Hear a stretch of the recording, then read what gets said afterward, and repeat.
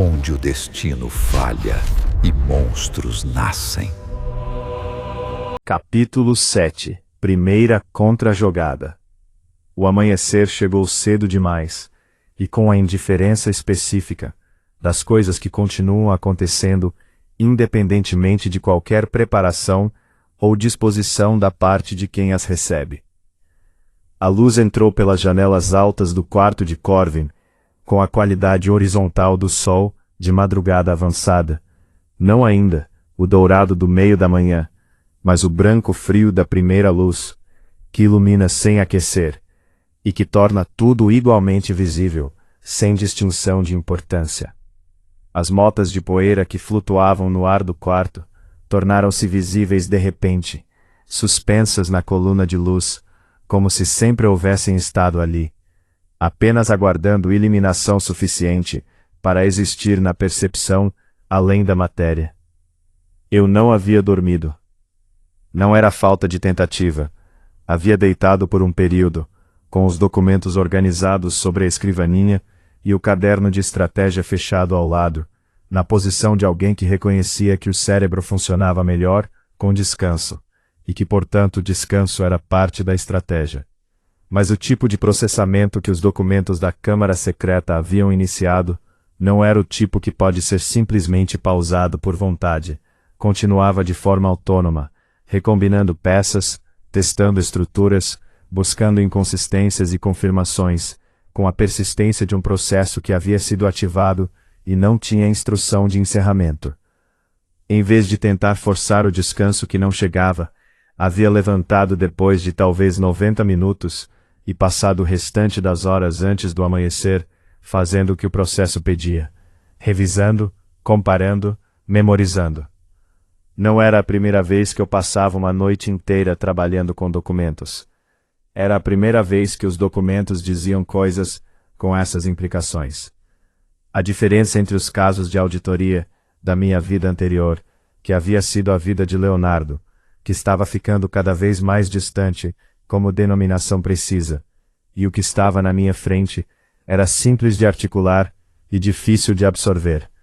Nos casos de auditoria, o pior que poderia acontecer, se eu encontrasse irregularidades sérias, era processo judicial para alguém e constrangimento profissional para mim. Aqui, o pior que poderia acontecer era a eliminação de todo mundo que havia estado perto da informação. O que havia acontecido com o pai de Corvin, com a mãe de Corvin, com o próprio Corvin, planejado para o capítulo 3, e que estava sendo recalibrado para mim no momento presente, por um sistema que havia percebido que a variável que deveria ter sido eliminada continuava em operação. Eu olhei para a luz entrando pelas janelas.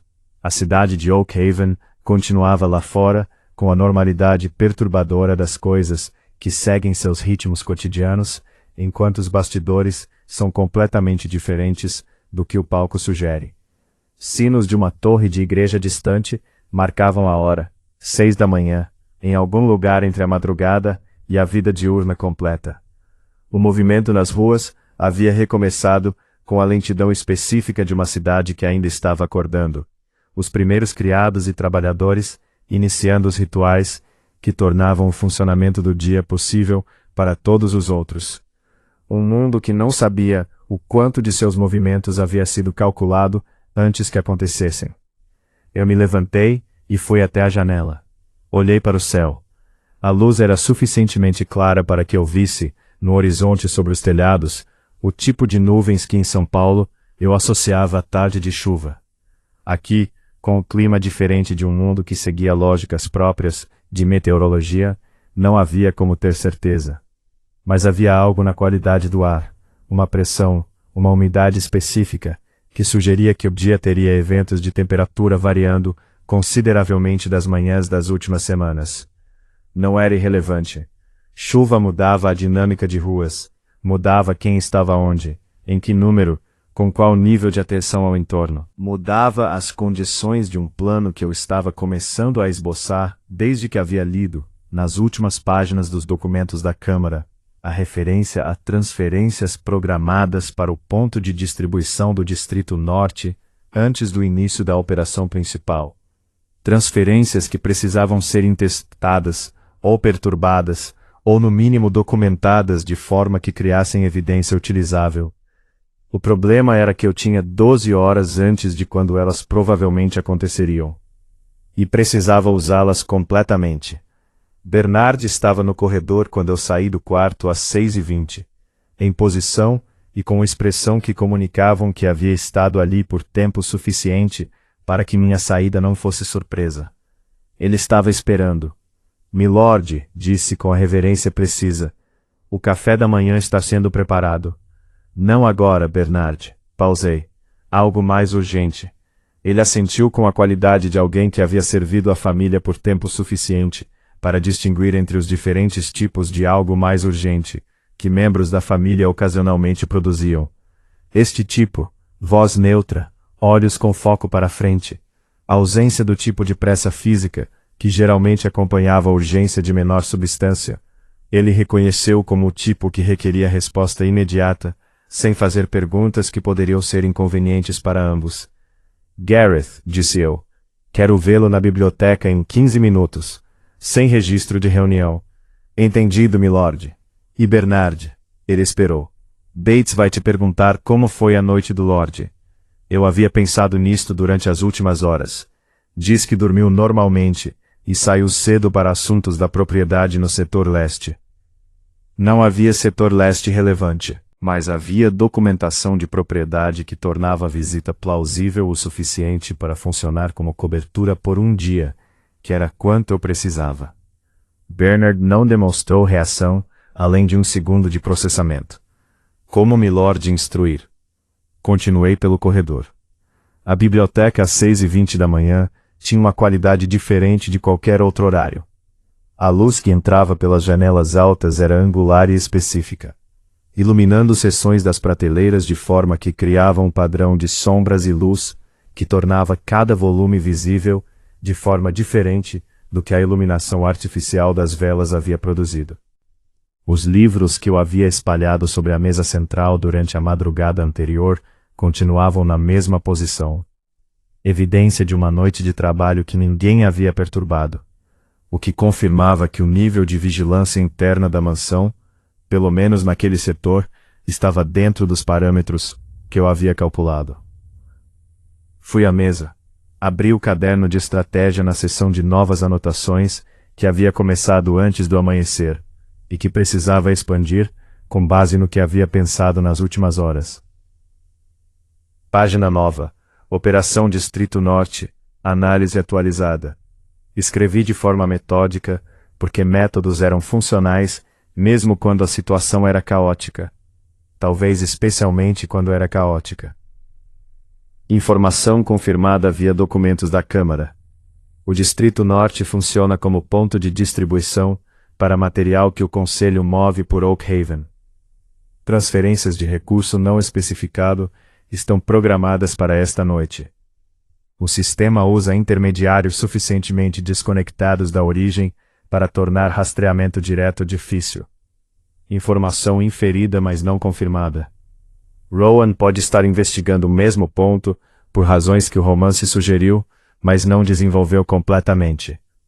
O Ordo monitorou meus desvios anteriores com rapidez que sugere presença local próxima, não apenas monitoramento remoto. Lacunas críticas. O que exatamente está sendo transferido? Quem são os intermediários locais com conhecimento suficiente para ser útil? Onde está o ponto de controle do Conselho mais próximo da operação desta noite? Pausei. Olhei para a lista de lacunas. Havia uma diferença entre as lacunas que eu conseguia preencher com investigação direta e as que requeria fontes específicas. As primeiras eram gerenciáveis com tempo e movimento. As segundas dependiam de quem eu tinha disponível. Veritas era uma fonte de informação estratégica, o tipo que ajudava a entender estrutura e dinâmica de longo prazo. Não a fonte para detalhes operacionais de uma transferência específica planejada para aquela noite. Darius era observação de campo, olhos onde eu não conseguia estar. Mas eu não havia estabelecido ainda um canal de comunicação que funcionasse dentro do prazo de 12 horas. E havia um terceiro recurso que eu havia identificado nos documentos da Câmara, mas ainda não havia explorado diretamente. a lista de nomes, com o símbolo desconhecido ao lado de cada um. Não o ordo. Outra coisa. Gareth chegou aos 15 minutos como solicitado, com a pontualidade que eu havia começado a considerar como uma das formas mais confiáveis de comunicação que ele possuía. Não expressão verbal, não linguagem corporal, mas a precisão do tempo como declaração de intenção. Fechei a porta da biblioteca atrás dele. O símbolo circular com 4 divisões internas assimétricas, disse, indo direto ao ponto. Que organização usa? A pausa de Gareth foi do tipo que eu havia aprendido a distinguir. Não hesitação por falta de informação, mas calibração de quanto fornecer de uma vez. Onde Milord viu esse símbolo? Nos documentos. Não especifiquei quais nem onde, em uma lista de nomes que eu não consigo contextualizar completamente sem identificar a organização. Gareth ficou em silêncio por um momento, que era mais longo do que os habituais. A Irmandade dos Silenciosos, disse finalmente, é o que os poucos que sabem de sua existência a chamam. Embora eles não usem nenhum nome próprio de forma que eu tenha conseguido verificar. O que são? Uma facção que existe em oposição ao Conselho dos Sétimos. Pausa. O que não significa que sejam aliados de qualquer pessoa que também se oponha ao Conselho. Eles têm objetivos próprios que são parcialmente sobrepostos e parcialmente conflitantes com os do Conselho. Você os conhece? Sei de sua existência da mesma forma que sei da existência do Ordo, respondeu Gareth, com a precisão de quem está sendo cuidadosamente honesto sobre os limites do seu conhecimento. Por observação de efeitos, não por contato direto. Algum dos nomes da lista eu deveria reconhecer? Se Milord me mostrar a lista, posso identificar quais eu conheço e o que sei sobre eles. Peguei o documento da Câmara e o coloquei sobre a mesa entre nós. Gareth olhou para ele por alguns instantes. Depois apontou sem tocar para 3 nomes da coluna direita. Este, disse indicando o primeiro, é um comerciante de tecidos que opera no Distrito Sul. Tem acesso regular a múltiplos locais da cidade por razões de negócio legítimo. Moveu o dedo para o segundo. Este é um clérigo de escalão médio da igreja, baseado na catedral secundária do bairro Norte. Não possui influência formal significativa, mas tem acesso a arquivos que não são públicos. E o terceiro? Este eu não conheço pelo nome, mas a posição descrita ao lado corresponde a alguém que havia sido mencionado em algumas das correspondências que seu pai investigou, sem que a identidade específica houvesse sido confirmada. Um comerciante, um clérigo e uma identidade não confirmada. Para fins desta noite, o comerciante é o mais útil. Por quê? Porque tem mobilidade legítima pelo Distrito Norte, e porque acesso regular a múltiplos locais significa que sua presença lá esta noite não vai gerar suspeita nos mesmos padrões que a minha presença geraria. Gareth ficou em silêncio por um momento. Milord está considerando abordá-lo diretamente. Estou considerando que alguém o aborde, de forma que não possa ser rastreada, de volta à mansão da Auriela. Quem? Eu olhei. Você. Gareth saiu da mansão às 8 da manhã, por uma saída diferente da que havia sido usada para registrar minha visita à propriedade leste. Os 2 movimentos distintos sendo importantes para que qualquer observador que estivesse monitorando a mansão tivesse dificuldade em correlacioná-los como partes de um único plano. Eu fui tomar o café da manhã. Não por apetite. O corpo de Corvin havia operado a noite inteira com reservas que precisavam ser reabastecidas por necessidade fisiológica, independentemente de qualquer estado psicológico. Mas também porque a presença à mesa do café da manhã era, para a rotina aparente da mansão, parte do padrão de normalidade que eu precisava manter enquanto Gareth operava fora. Bates estava presente, gerenciando o serviço com a eficiência impecável de alguém que havia feito aquilo por anos o suficiente para que fosse completamente automatizado. Observei-o de forma que não poderia ser distinguida de qualquer atenção habitual de um nobre ao seu mordomo. Havia algo perturbador em saber. Não sobre Bates especificamente, eu havia processado a traição como fato operacional na noite anterior e havia chegado a uma posição de neutralidade funcional em relação a ela, pelo menos no que dizia respeito à tomada de decisão imediata. O perturbador era mais geral, a percepção de que esse espaço que eu habitava, que havia apresentado ao Corvin original e a mim como doméstico e familiar e seguro na forma que o lar de qualquer pessoa é seguro, era permeado por uma vigilância que havia estado em operação por 14 meses sem detecção. O que significava que nenhum espaço era completamente seguro. O que significava que eu havia estado operando com uma suposição de privacidade relativa que a realidade não suportava completamente. Isso requeria ajuste, não paranoia. Paranoia era dispendiosa e paralisante, mas calibração mais precisa de onde e como certas conversas podiam acontecer, certos documentos podiam ser revisados, certas anotações podiam ser feitas. Terminei o café da manhã com a celeridade de alguém que tinha outras prioridades e saí em direção ao escritório administrativo, com a justificativa de assuntos de propriedade que Bernard havia estabelecido como padrão da manhã. No escritório administrativo, que era diferente do escritório privado e que ficava na ala de trabalho diurno da mansão, com documentos que eram completamente inócuos em termos de informação estratégica, mas que serviam como camada de cobertura para qualquer verificação que alguém fizesse sobre o que eu estava fazendo de manhã. Trabalhei por 2 horas em correspondências legítimas de administração da propriedade. Não era perda de tempo. Era construção de normalidade. E normalidade, nas circunstâncias atuais, era recurso estratégico tanto quanto informação. Às 10h15, um criado trouxe um bilhete, sem envelope, sem lacre, sem identificação de origem. Apenas um pedaço de papel dobrado, que havia chegado com uma criança do mercado que disse que alguém pagou para entregar. Sistema de comunicação que não deixava rastro verificável. Darius. Abri o bilhete de forma que o corpo bloqueava a visão de qualquer observador na sala. Eram apenas 12 palavras escritas com letra que eu não reconhecia como de Darius, mas que poderia ser de um intermediário que ele havia usado. 2 pássaros diferentes no mesmo ninho ontem à noite. Ninho ainda ativo. Posso falar. Pássaros diferentes no mesmo ninho. 2 conjuntos de operadores distintos usando o mesmo espaço. O que confirmava que o prédio do Distrito Norte não era propriedade exclusiva de um único grupo, mas um ponto compartilhado que múltiplas facções usavam por razões de conveniência e economia de recursos.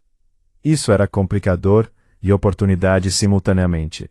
Complicador porque significava que qualquer intervenção naquele espaço produzia efeitos em múltiplas direções que eu não controlava.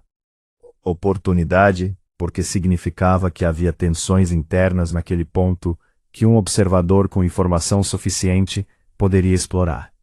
Dobrei o bilhete e o guardei. Precisava de um canal de resposta que não envolvesse Gareth, que estava fora da mansão, nem os criados habituais que podiam ser monitorados, o que me deixava com opções limitadas de comunicação imediata.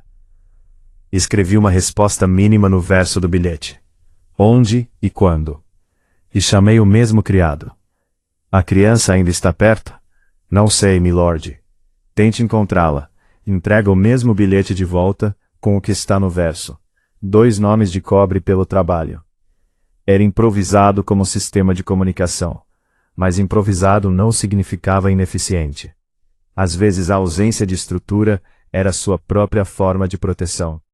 Qualquer sistema de comunicação suficientemente elaborado criava padrões que eram detectáveis exatamente pela sua consistência. Uma criança aleatória do mercado, carregando bilhetes, não tinha padrão que se pudesse rastrear. Gareth retornou às 11h40.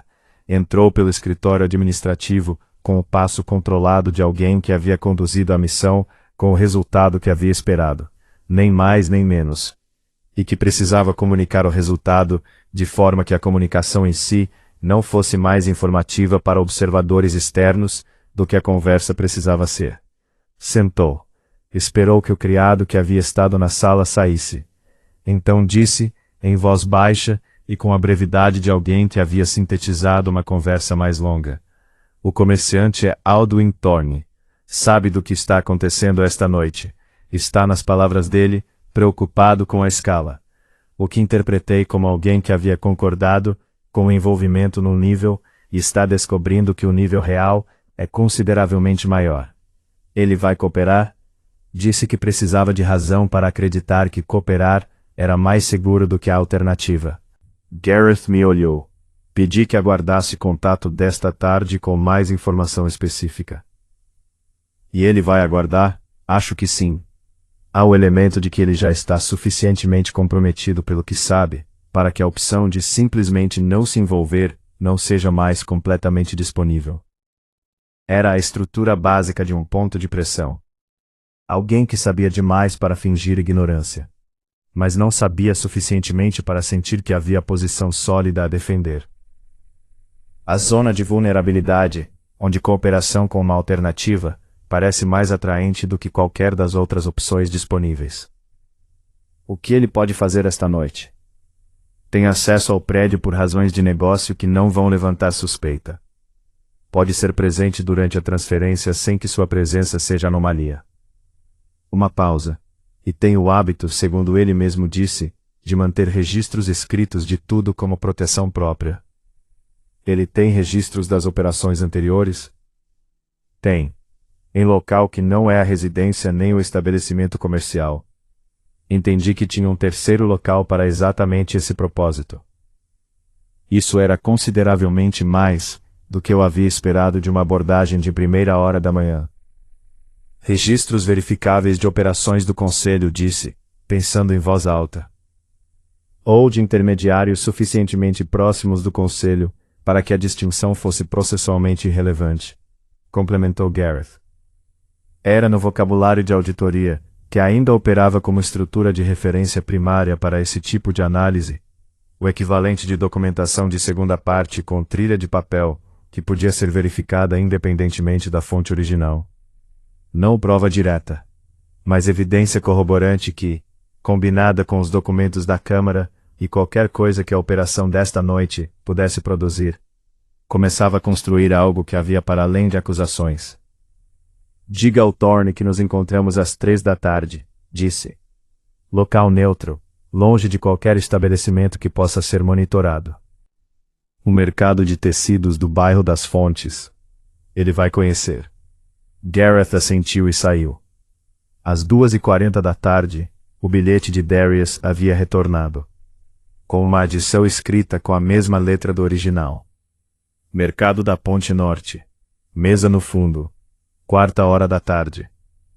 A 4h da tarde era no sistema de divisão de tempo de Oak Haven.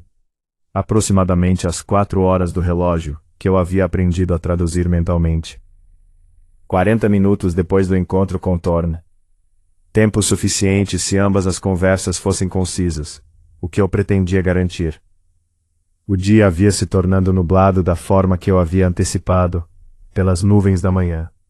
Não chuva ainda, mas a qualidade de luz filtrada por cobertura densa que tornava as ruas levemente mais escuras e os espaços cobertos levemente mais acolhedores do que o habitual, o que tendia a aumentar o volume de atividade em tavernas e mercados cobertos, enquanto reduzia o movimento em espaços abertos. Favorável. Mais gente em espaços cobertos significava mais ruído de fundo, que absorvia conversas. Mais movimento geral significava que a presença de um nobre em locais onde nobres raramente apareciam era levemente menos anomálica do que em dias claros, quando o contraste entre os perfis de quem estava onde era mais visível. Cheguei ao mercado de tecidos do bairro das Fontes às 3:10. Gastei os 10 minutos verificando o espaço, entradas, saídas, linha de visão de cada posição disponível, presença de qualquer rosto que aparecesse mais de uma vez em pontos diferentes que pudesse sugerir vigilância estabelecida antes da minha chegada. Nada óbvio. Aldwin Thorne chegou às 3 exatas, o que me disse que ele também havia chegado antes do horário e havia feito alguma versão da mesma verificação. Era um homem de meia idade com o tipo de aparência que o comércio de longa data às vezes produz. Não os sinais físicos do trabalho manual, mas os sinais da tensão acumulada de administrar múltiplas relações comerciais com interesses parcialmente conflitantes por décadas. linhas de expressão que eram menos de humor e mais de vigilância habitual.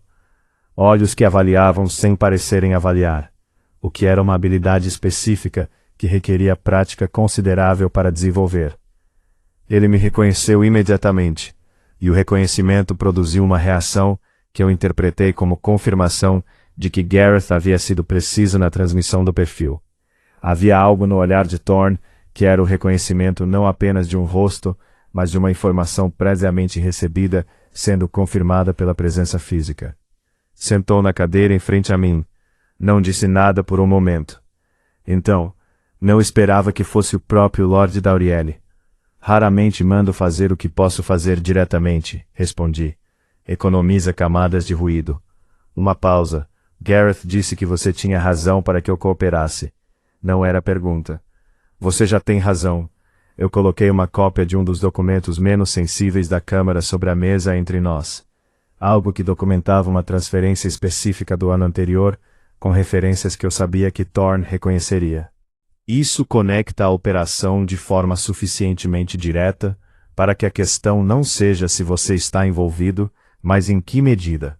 Ele olhou para o documento. Sua expressão não mudou dramaticamente. Era alguém com controle suficiente para isso. Mas havia uma qualidade na imobilidade que era diferente da imobilidade anterior. O tipo que acontece quando alguém está processando uma revelação que muda os parâmetros de uma situação. Onde você conseguiu isso? Da mesma fonte de onde vieram os outros documentos que o Conselho acredita ter apagado completamente. Pausei. Eles cometeram um erro de presunção. Um silêncio. O que você quer? Perguntou Thorne. Informação sobre o que está sendo transferido esta noite. Localização precisa dentro do prédio, cronograma, e se houver algum documento que você tenha dos seus registros que seja relevante para o que está acontecendo. E em troca? Em troca, o que eu fizer com essa informação cria uma situação onde sua exposição específica é consideravelmente menor do que seria se essa noite transcorrer como o Conselho planejou. Inclinei a cabeça levemente. E se as coisas darem certo, você tem acesso à proteção de uma fonte que o Conselho não vai conseguir pressionar da forma habitual. Que fonte? Ainda não posso especificar. Era honesto, eu não tinha certeza ainda de exatamente qual a forma que essa proteção tomaria. Mas tenho razão para acreditar que a situação política desta cidade está prestes a mudar de formas que vão criar oportunidades para quem estiver do lado certo. Thorne ficou em silêncio por mais tempo do que os anteriores. Era o silêncio de alguém que está avaliando não apenas os termos imediatos de uma proposta, mas o que os termos imediatos implicam para decisões subsequentes que não são completamente previsíveis ainda. O que está sendo transferido esta noite, disse finalmente, com a qualidade de alguém que está passando o limite de uma decisão e está fazendo isso de forma deliberada, são documentos. Não de qualquer tipo. São registros originais que o Conselho acredita terem sido destruídos há 15 anos. Eu fiquei completamente imóvel. Que tipo de registros? Registros das operações que o Conselho conduziu durante a Guerra dos Sucessores. Uma pausa. Decisões que foram tomadas naquele período que, se chegassem às mãos certas, mudariam a legitimidade de pelo menos 3 casas nobres, que atualmente ocupam posições de influência próximas ao rei. A Guerra dos Sucessores havia ocorrido, pelas referências nos documentos da Câmara, aproximadamente 30 anos antes dos eventos do romance. Era um evento que o livro havia mencionado de passagem como contexto histórico, sem desenvolvê-lo. Mas o que Thorne estava descrevendo não era contexto histórico. Era explosivo político. Por que estão sendo movidos agora? Alguém os encontrou onde estavam guardados. Ele falou com a brevidade de quem está dando informação que possui, sem ter certeza completa do que faz com ela.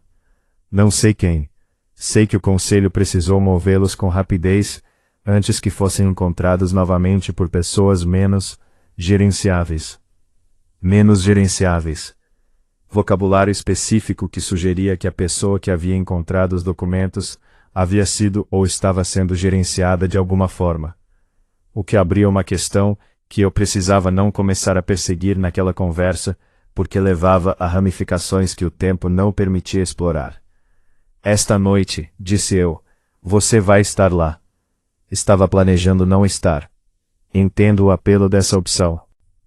Mas pessoas que desaparecem de operações onde sua presença era esperada, geram perguntas que são mais difíceis de responder do que a alternativa.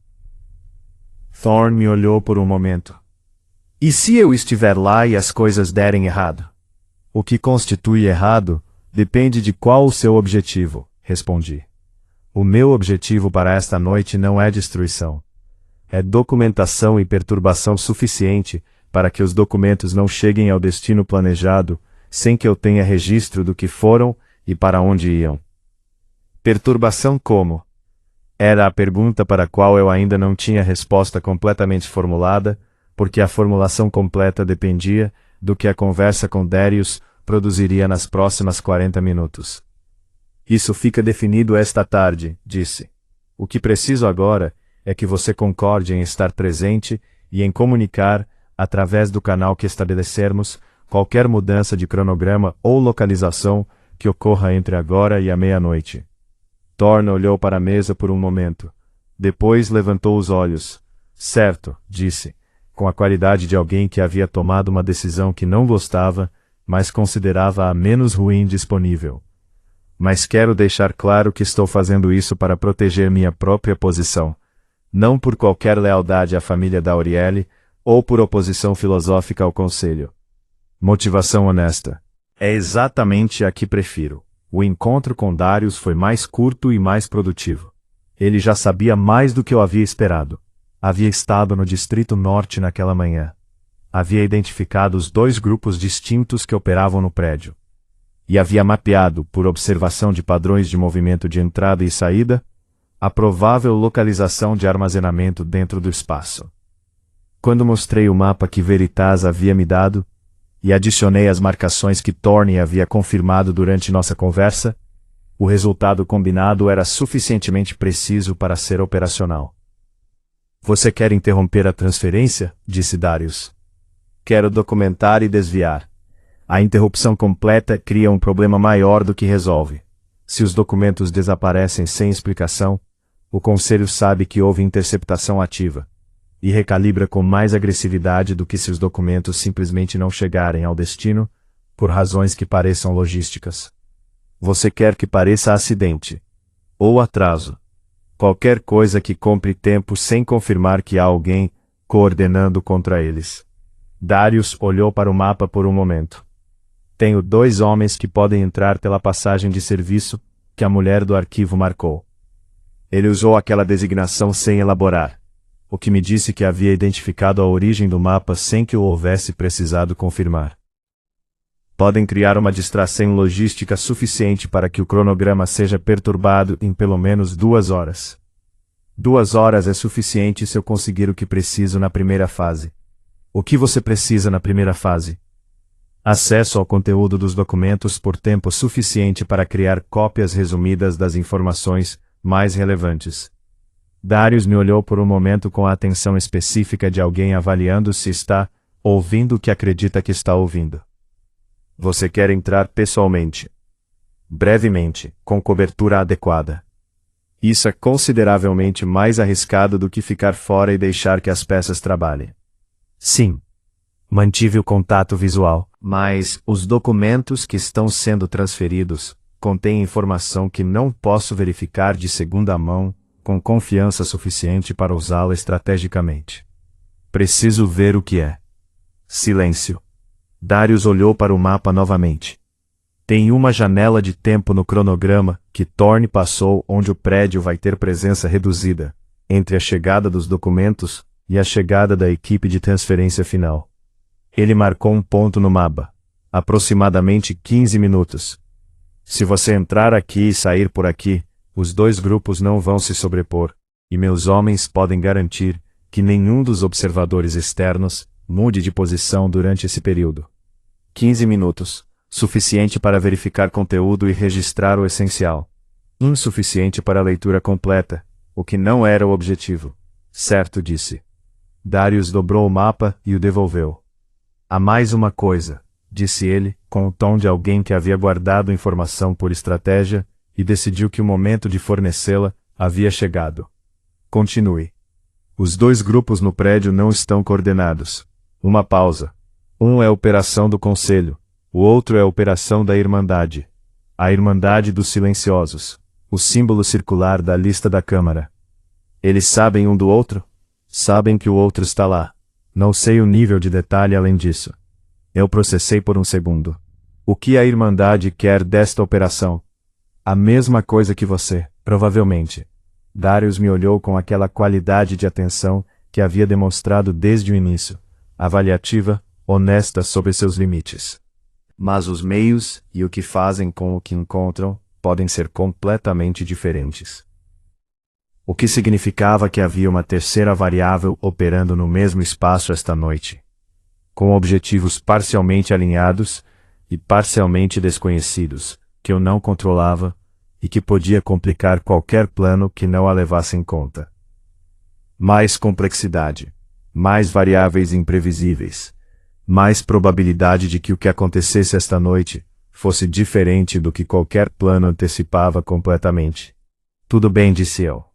Darius me olhou com aquela expressão de alguém que achou a resposta menos ansiosa do que a situação justificaria. Você está tranquilo com isso? Não. Pausei. Mas tranquilidade e eficácia são coisas diferentes. Posso ser eficaz sem estar tranquilo. A pergunta é se o plano é robusto o suficiente para funcionar com variáveis não previstas. E a resposta é que nenhum plano é completamente robusto para isso. Então construímos as partes que podemos controlar e ficamos suficientemente ágeis para responder ao que não podemos. Darius ficou em silêncio por um momento. Depois assentiu uma vez, com a qualidade de alguém que reconhece uma abordagem com a qual tem experiência própria. 00:15 disse, passagem de serviço, vou ter alguém esperando. Voltei à mansão às 6 da tarde. O dia havia cumprido a promessa das nuvens da manhã. Não chuva, mas um escurecimento progressivo que havia comprimido a luz disponível e tornado a tarde mais curta do que o calendário sugeria. As ruas estavam em processo de transição para o padrão noturno, com a velocidade ligeiramente maior que o tempo fechado sempre produzia. Fui diretamente ao quarto. Sentei na beira da cama. E passei 2 horas revisando mentalmente cada componente do que estava planejado. Não para verificar se havia erros, porque verificação era trabalho de construção e já havia sido feita, mas para garantir que a sequência estava suficientemente internalizada para que cada parte pudesse ser executada com um mínimo de hesitação em tempo real. Às 8 da noite comi alguma coisa. Às 10, Bernard trouxe um bilhete de Thorne, confirmando que o cronograma estava, como combinado, e que havia uma mudança menor. Os documentos chegariam 20 minutos mais cedo do que o horário original, o que deslocava a janela de 15 minutos que Darius havia identificado. Mandei a informação para Darius através do mesmo sistema de criança do mercado, agora com o 3º ou 4º intermediário ao longo do dia. Às 11h40, me vesti com as roupas mais funcionais que havia encontrado nos armários de Corvin. Não as roupas nobres de apresentação, mas algo mais próximo do que um oficial de rua usaria. Escuro o suficiente para funcionar como discrição, sem ser tão deliberadamente furtivo que parecia fantasiado. Peguei o caderno de estratégia. Abri na última página de anotações. E adicionei uma linha que não era estratégia, mas que precisava ser registrada. Esta é a primeira vez que estou fazendo algo além de reagir. Esta noite eu ataco. Fechei o caderno.